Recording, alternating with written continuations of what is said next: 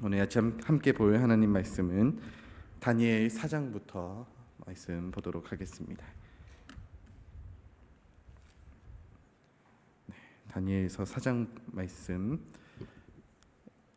4장을 우리 한 절씩 교독하도록 하겠습니다. 제가 먼저 1절 읽겠습니다. 느부갓네살 왕은 천하에 거주하는 모든 백성들과 나라들과 각 언어를 말하는 자들에게 조서를 내리노라 원하노니 너희에게 큰 평강이 있을지어다.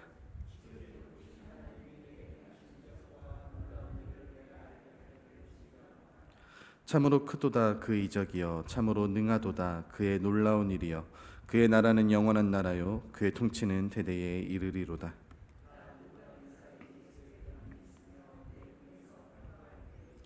한 꿈을 꾸고 그로 말미암아 두려워하였으니 곧 내 침상에서 생각하는 것과 머릿속으로 받은 환상으로 말미암아 번민하였었노라.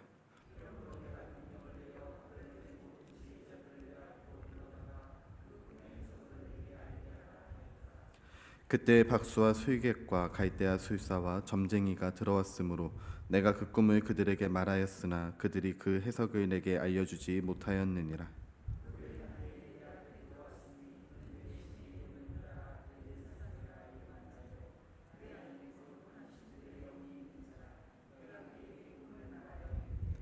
박수장 벨드사사라 내 안에는 거룩한 신들의 영이 있은즉 어떤 은밀한 것이라도 내게는 어려울 것이 없는 줄 내가 아노니 내 꿈에 본 환상의 해석을 내게 말하라.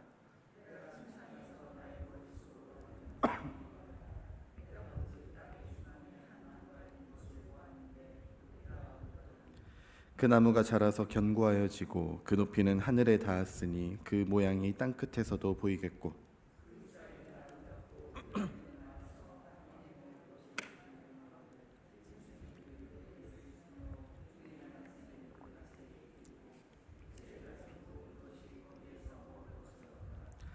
내가 침상에서 머릿속으로 받은 환상 가운데에 또 본즉 한 순찰자 곧 한 거룩한 자가 하늘에서 내려왔는데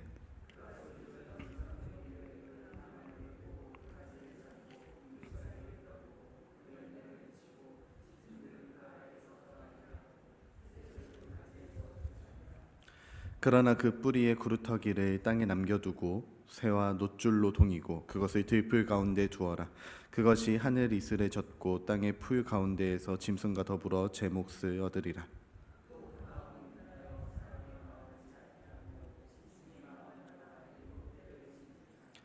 이는 순찰자들의 명령대로 거룩한 자들의 말대로이니 지극히 높으신 이가 사람의 나라를 다스리시며 자기의 뜻대로 그것을 누구에게든지 주시며 또 지극히 천한 자를 그 위에 세우시는 줄을 사람들이 알게 하려 함이라 하였느니라.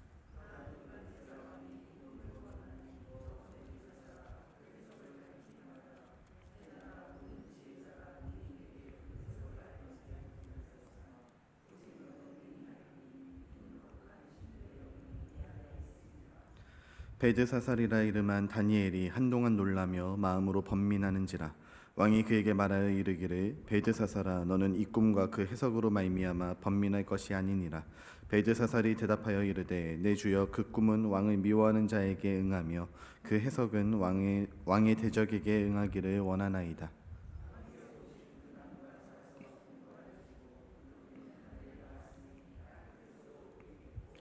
그 잎사귀는 아름답고 그 열매는 많아서 만민에 먹을 것이 될 만하고 들짐승은 그 아래에 살며 공중에 나는 새는 그 가지에 깃들었나이다.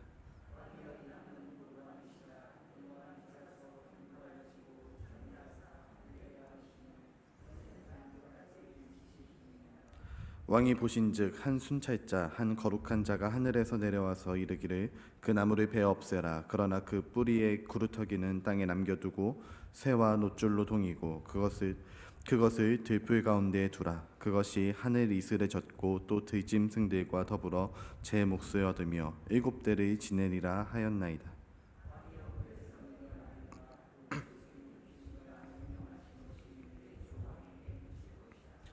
왕이 사람에게서 쫓겨나서 들짐승과 함께 살며 소처럼 풀을 먹으며 하늘 이슬에 젖을 것이요 이와 같이 7대를 지낼 것이라. 그때에 지극히 높으신 이가 사람의 나라를 다스리시며 자기의 뜻대로 그것을 누구에게든지 주시는 줄을 아시리이다.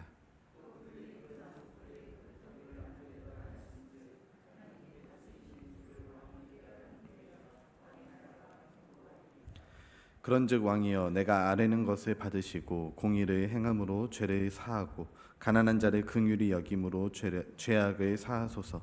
그리하시면 왕의 평안함을 혹시 장구하리이다 하니라. 12달이 지난 후에 내가 바벨론 왕궁 지붕에서 거닐세.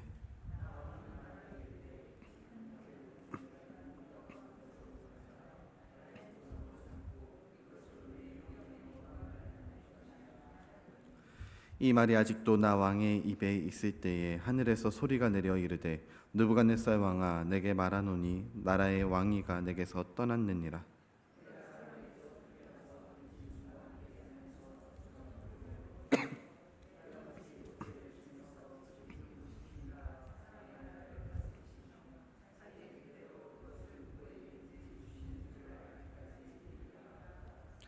바로 그때의 이 일이 나 느부갓네살에게 응함으로 내가 사람에게 쫓겨나서 소처럼 풀을 먹으며 몸이 하늘 이슬에 젖고 머리털이 독수리 털과 같이 자랐고 손톱은 새 발톱과 같이 되었더라.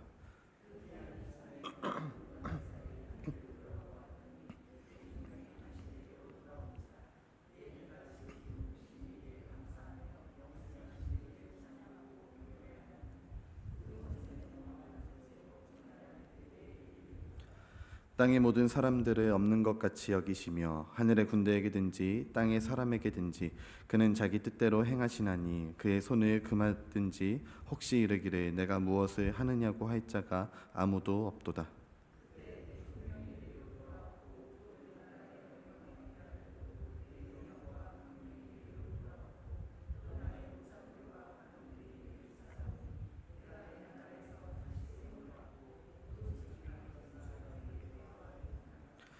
그러므로 지금 나 느부갓네살은 하늘의 왕을 찬양하며 칭송하며 경배하노니 그 일이 다 진실하고 그의 행하심이 의로우심으로 교만하게 행하는 자를 그가 능히 낮추심이니라. 아멘.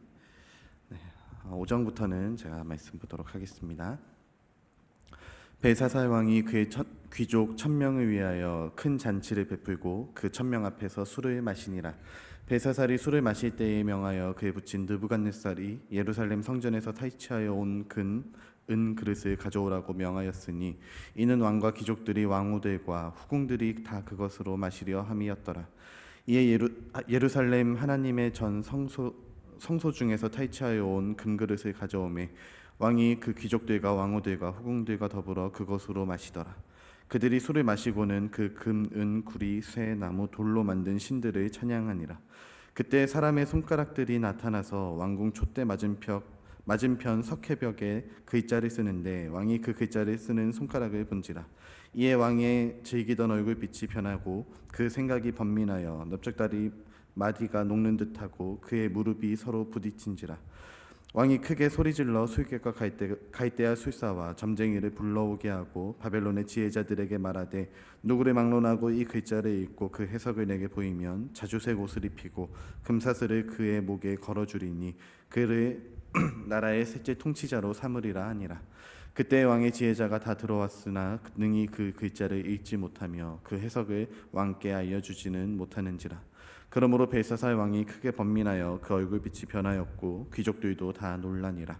왕비가 왕과 그 귀족들의 말로 말미암아 잔치하는 궁에 들어왔더니 이에 말하여 이르되 왕이여 만수무강하옵소서. 왕의 생각을 번민하게 하지 말며 얼굴빛이 변할 것도 아니니이다. 왕의 나라에 거룩한 신들의 영이 있는 사람이 있으니 곧 왕의 부친 때에 있던 자로서 명철과 총명과 지혜가 신들의 지혜와 같은 자니이다. 왕의 부친 느부갓네살 왕이 그를 세워 박수와 술객과 갈대아 술사와 점쟁이의 어른을 삼으셨으니 왕이 벨드사살이라 이름하는 이 다니엘은 마음이 민첩하고 지식과 총명이 있어 능히 꿈을 해석하며 은밀한 말을 밝히며 의문을 풀 수 있었나이다. 이제 다니엘을 부르소서. 그리하시면 그가 그 해석을 알려드리리이다 하니라. 이에 다니엘이 부름을 받아 왕의 앞에 나오매 왕이 다니엘에게 말하되 내가 나의 부왕이 유다에서 사로잡아 온 유다 자손 중에 그 다니엘이냐. 내가 내게 대하여 들은즉 내 안에는 신들의 영이 있으므로 내가 명철과 총명과 비상한 지혜가 있다 하도다. 지금 여러 지혜자와 술객을 내 앞에 불러다가 그들에게 이 글을 읽고 그 해석을 내게 알게 하라 하였으나 그들이 다 그 해석을 내게 보이지 못하였느니라. 내가 내게 대하여 들은즉 너는 해석을 잘하고 의문을 푼다 하도다. 그런즉 이제 내가 이 글을 읽고 그 해석을 내게 알려주면 내게 자주색 옷을 입히고 금사슬을 내 목에 걸어주어 너를 나라의 셋째 통치자로 삼으리라 하니 다니엘이 왕에게 대답하여 이르되 왕의 예물은 왕이 친히 가져가시며 왕의 상급은 다른 사람에게 주옵소서. 그럴지라도 내가 왕을 위하여 이 글을 읽으며 그 해석을 아뢰리이다. 왕이여 지극히 높으신 하나님이 왕의 부친 느부갓네살에게 나라와 큰 권세와 영광과 위엄을 주셨고 그에게 큰 권세를 주셨으므로 백성들과 나라들과 언어가 다른 모든 사람이 그의 앞에서 떨며 두려워하였으며 그는 의미로 죽이며 의미로 살리며 의미로 높이며 의미로 낮추었더니 그가 마음이 높아지며 뜻이 완악하여 교만을 행함으로 그의 왕위가 폐한바되며 그의 영광을 빼앗기고 사람 중에서 쫓겨나서 그의 마음이 들짐승의 마음과 같았고 또 들나귀와 함께 살며 또 소처럼 풀을 먹으며 그의 몸이 하늘 이슬에 젖었으며 지극히 높으신 하나님이 사람 나라를 다스리시며 자기의 뜻대로 누구든지 그 자리에 세우시는 줄을 알기에 이르렀나이다.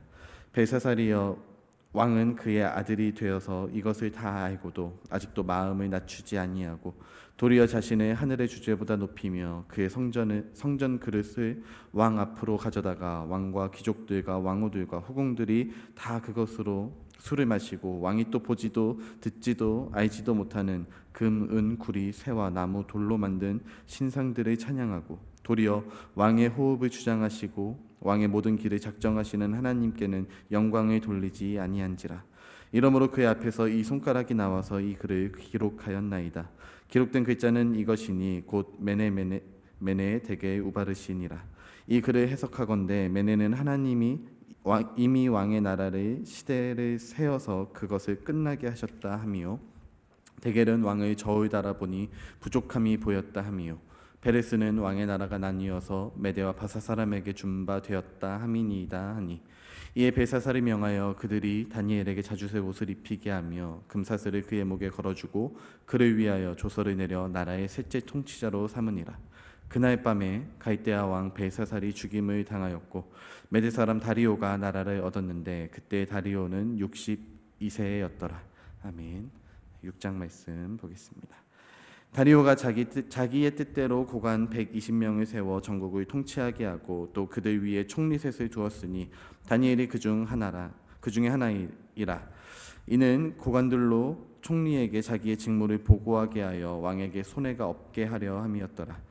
다니엘은 마음이 민첩하여 총리들과 고관들 위에 뛰어남으로 왕이 그를 세워 전국을 다스리게 하고자 한지라.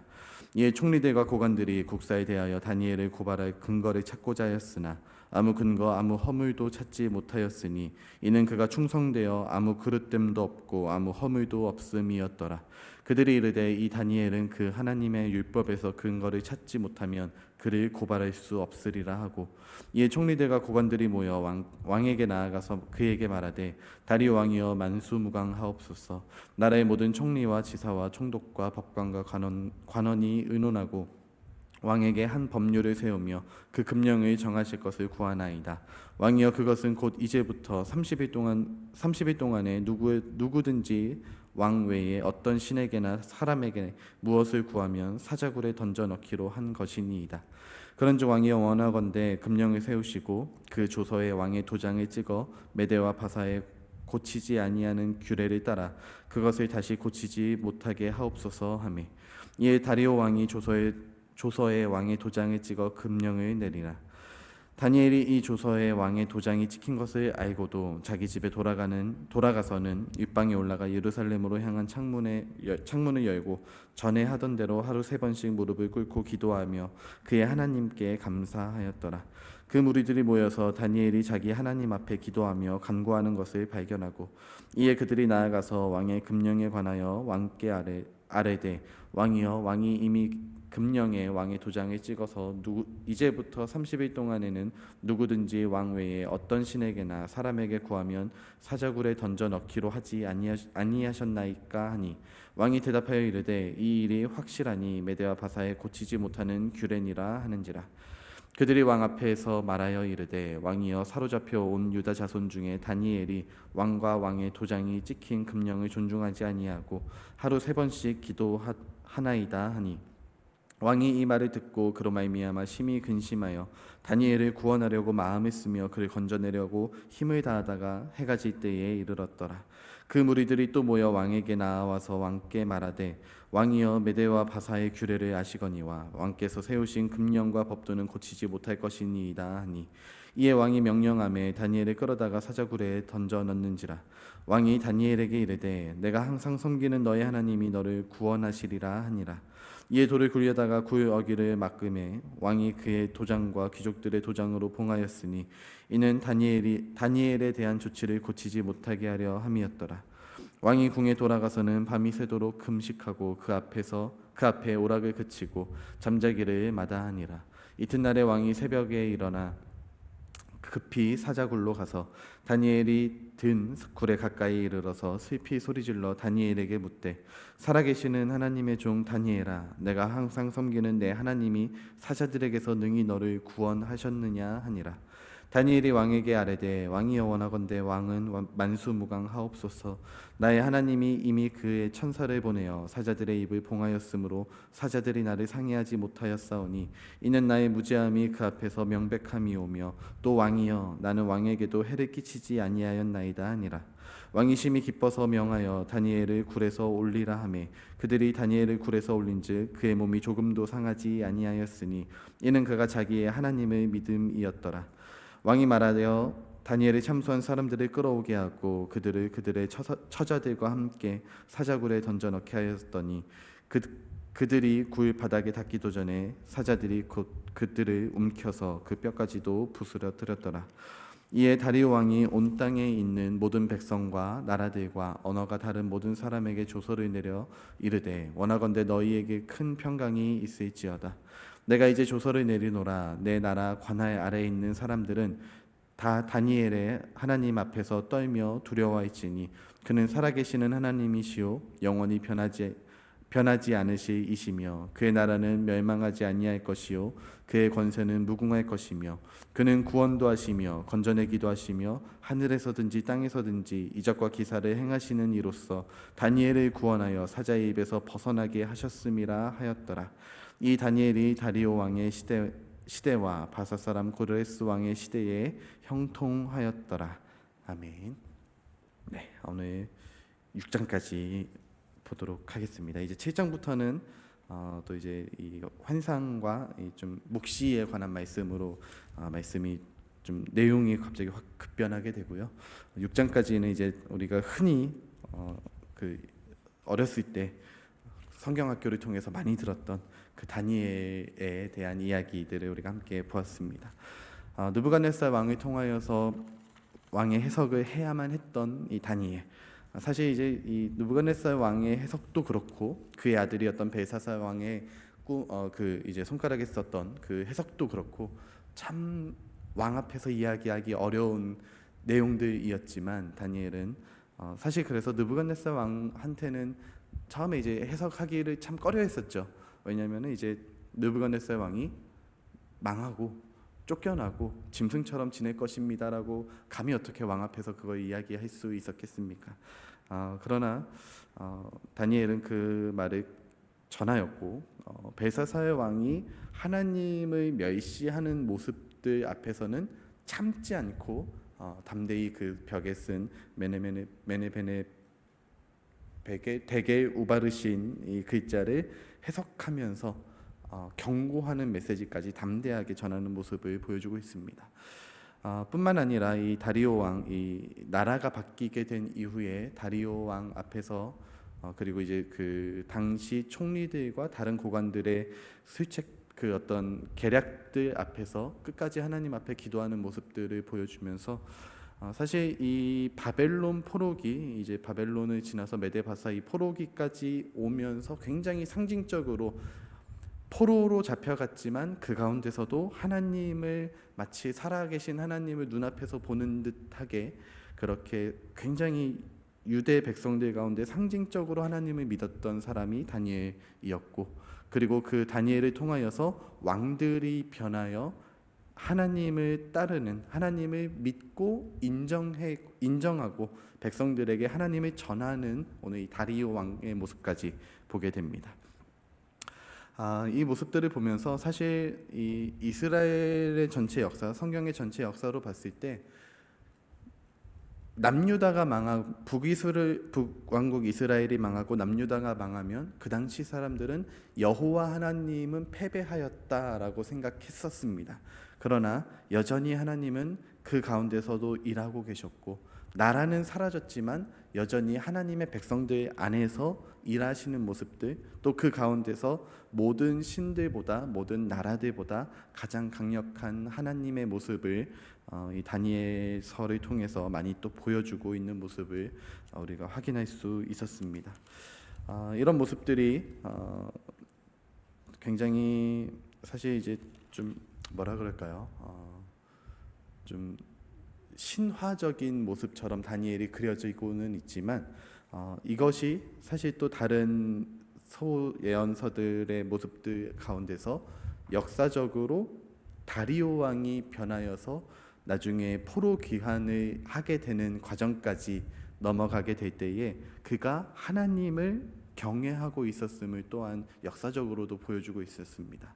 포로로 잡아왔던 이 다니엘이 믿는 하나님을 그 왕이, 통치하는 왕이 믿게 되기까지 다니엘이 지금은 나이가 지긋이 들어서 다른 어떤 좀 사람들보다 나이가 많이 올라가 있는 시니어의 모습으로 있는 자리 가운데 있지만 그 모든 삶의 여정들, 소년으로 잡혀 들어와서 그 최고 총리의 자리에 오르기까지 변하지 않고 하나님을 섬겼던 그 삶을 통하여 이 나라가 이방 나라임에도 불구하고 하나님을 발견할 수 있는 자리까지 갈 수 있게 되었던 것이죠.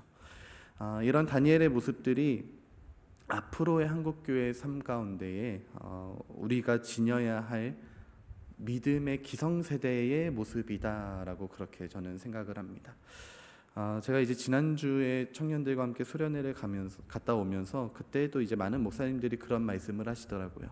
한국교회의 부흥은 어쩌면 이제부터 시작이다라고 말씀하시는 근거가 무엇이냐면, 지금까지 한국교회는 사실 수적인 부흥이 잘 이루어질 수 있도록 사람들이 교회는 좋은 곳이야, 교회 가면은 즐거운 것도 많고 잘 먹고 잘 살 수 있었고 교회에서 또 굉장히 좀 평화롭게 전도하는 것도 어렵지 않았고 그 당시에는 어렵지 않았고 그런 부흥의 때를 지나왔지만 이제는 그 모든 부흥의 시대가 끝난 것처럼 보이고 하나님을 믿는 자들을 사람들이 조롱하기 시작했고, 그리고 이 교회가 점점 힘을 잃어가고 있는 이때에 믿음을 지켜나가는 사람들을 통해서 진짜 부흥, 진짜 믿음을 가진 사람들만 남아있는 그때가 어쩌면 한국교회 부흥의 시작일 수 있다라는 말씀을 하시더라고요.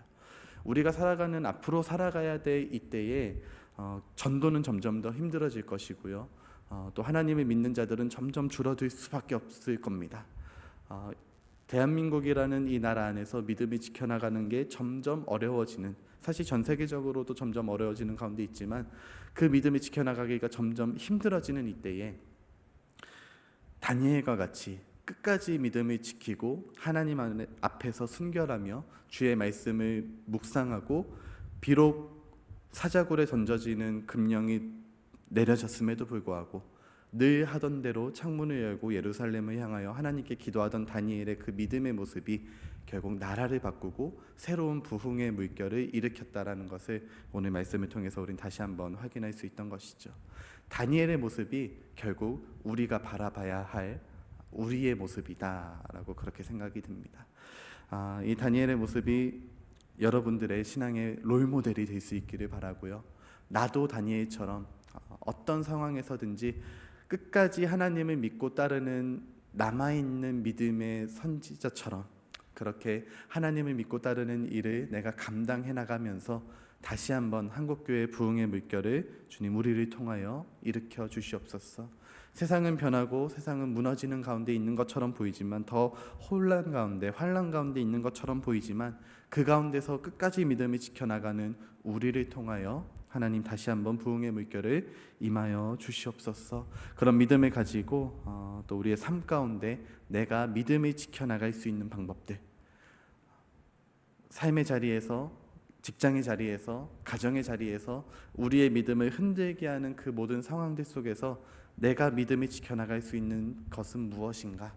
다니엘이 기도하였던 것처럼, 변하지 않게 기도하였던 것처럼 우리가 새벽의 자리를 지켜나가는 것, 말씀을 읽는 것, 또 하나님 앞에서, 사람들 앞에서 인내하고 참고 사랑하며 그 하나님의 말씀을 실천해 나가는 것, 그런 모든 우리의 믿음의 행위들을 통하여서 하나님은 다시 한번 우리들에게 새로운 은혜의 물결을 주시리라 확신합니다.